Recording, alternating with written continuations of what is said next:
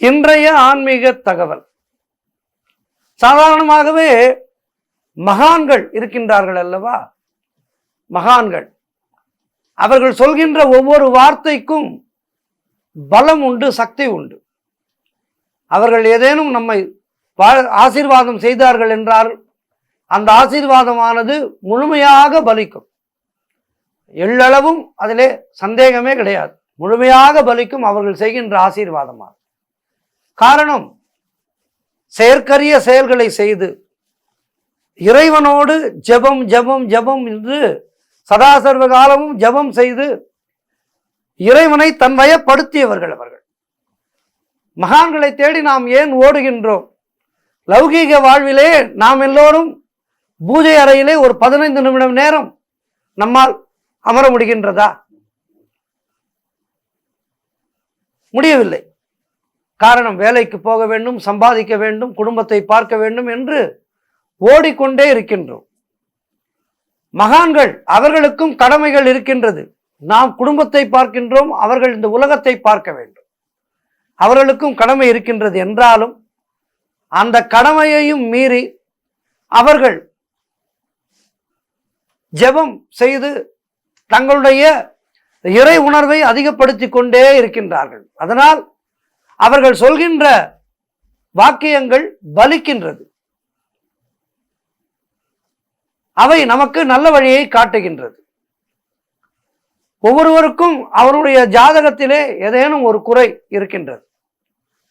ஜாதக ரீதியாக திருமணம் தடைபடுகின்றது, குழந்தை பாக்கியம் தடைபடுகின்றது, வேலை, சரியான நிரந்தர வேலை இல்லாமல் எத்தனையோ பேர் தடுமாறுகின்றார்கள் வாழ்க்கை நடத்துவதற்கு. இப்படி மனித வாழ்க்கையிலே எடுத்துக்கொண்டால் எல்லோருக்கும் ஏதேதோ பிரச்சனைகள் இருந்து கொண்டே இருக்கின்றது.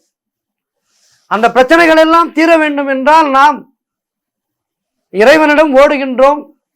இறைவனுடைய அடியார்களான மகான்களை காண்கின்றோம். மகான்களுடைய பார்வை பட்டாலே நம்முடைய கர்மாக்கள் குறையும். அதனால்தான் மகான்களை போய் அடிக்கடி பார்க்க வேண்டும் என்று சொல்கின்றார்கள். மகான்கள் நம்மை பார்க்கும்போது நம்முடைய கர்ம வினையானது தீரும். அப்படி பல முறை சென்று பார்த்து பார்த்து பார்த்து நம்முடைய கர்ம வினைகளை கழித்து கொண்டால் மீதி இருக்கின்ற வாழ்வானது நிம்மதியாக இருக்கும், நல்ல விதமாக இருக்கும். அதனால்தான் நல்லோரோடு சேர், நல்லோர் பேச்சை கேள் என்று சொல்லி வைத்தார்கள். நல்லோர் என்று சொல்வது மகான்களைத்தான்.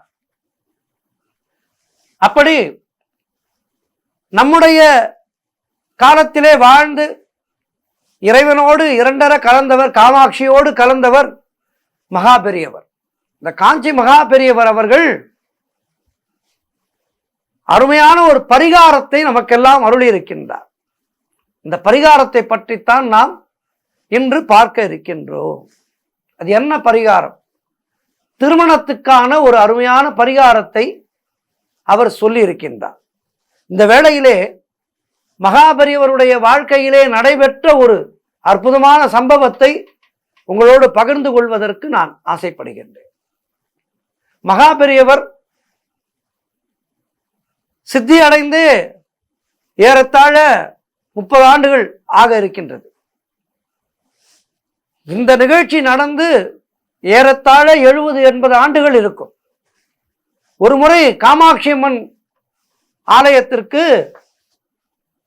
ஒரு வறிய தம்பதிகள் தன்னுடைய பெண்ணை அழைத்து கொண்டு வருகின்றார்கள். அந்த பெண்ணுக்கு திருமணம் ஆக வேண்டும். திருமணம் செய்வதற்கான வசதி அந்த குடும்பத்திடம் இல்லை. ஏழைப்பட்ட குடும்பம். அவர்கள் வருகின்றார்கள். காமாட்சி, ஏதேனும் வழிகாட்டம்மா என்று காமாட்சியை வழிபடுகின்றார்கள். அப்போது அவர்களை பார்த்த ஒரு தாயார், ஒரு அம்மா, இவ்வளவு தூரம் வந்திருக்கேள், போய் மடத்துல போய் சுவாமிகளை தரிசனம் பண்ணிட்டு போங்க என்று சொல்கின்றார். அவர்கள் உடனடியாக மகா சுவாமிகளை தரிசித்து அவரிடம் நம்முடைய விண்ணப்பத்தை சொல்வோம் என்று மடத்துக்கு வருகின்றார்கள். மடத்திலே அளப்பரிய கூட்டம் இருக்கின்றது, நிறைய கூட்டம். மகாபெரியவர் தன்னுடைய சந்திரமௌலீஸ்வர பூஜையை முடித்துக்கொண்டு சற்று விசிராந்தியாக அடியார்களுக்கெல்லாம் ஆசீர்வாதம் வழங்கி கொண்டிருக்கின்றார். இவர்கள் முறை வருகின்றது. இவர்கள் வறியவர்கள், பாவம் எதுவும் வாங்கவில்லை. ஒரே ஒரு சிப் வாழைப்பழத்தை மட்டும் கூடையிலே வைத்து பெரியவருடைய பாதத்திலே சமர்ப்பித்து நமஸ்கரிக்கின்றார்கள். அந்த அம்மா எப்போதுமே தாயானவள் தன்னுடைய குழந்தைகளை பற்றி மட்டுமே தானே நினைத்து கொண்டிருப்பாள். அந்த தாய், என்னுடைய மகளுக்கு திருமணம் செய்ய வேண்டும் சுவாமி, நிர்கதியாக நிற்கின்றேன் நான், எனக்கு ஒரு வழிகாட்டுங்கள் என்று கண்களிலே நீர் கசிய கேட்கின்றார்கள். அப்போது மகாபெரியவர் சிரித்துக்கொண்டே,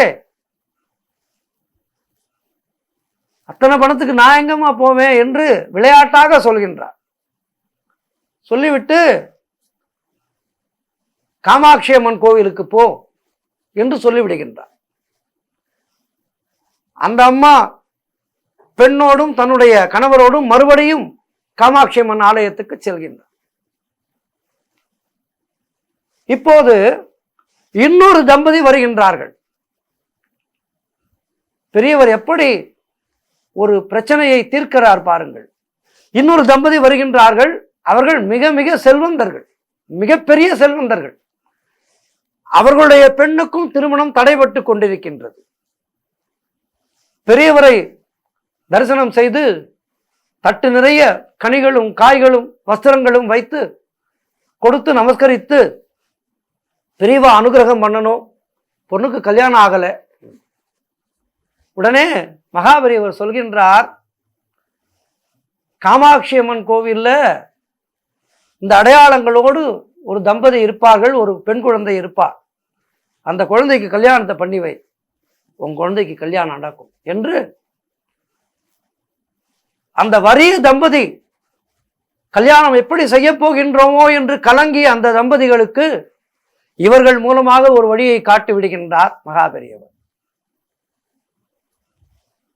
அவர்கள் பார்க்கின்றார்கள், நல்ல விதமாக அந்த திருமணத்தை நடத்தி கொடுக்கின்றார்கள். இதெல்லாம் பின்னர் நடந்த சம்பவங்கள்.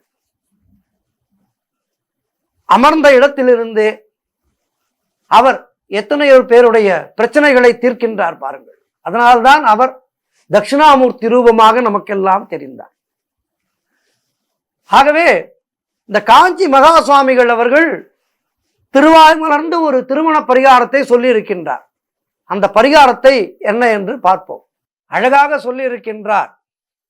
மணி மந்திர ஔஷதம் என்று கூறுவதைப் போல 3 வகையான விஷயங்களை சொல்லி இருக்கின்றார்.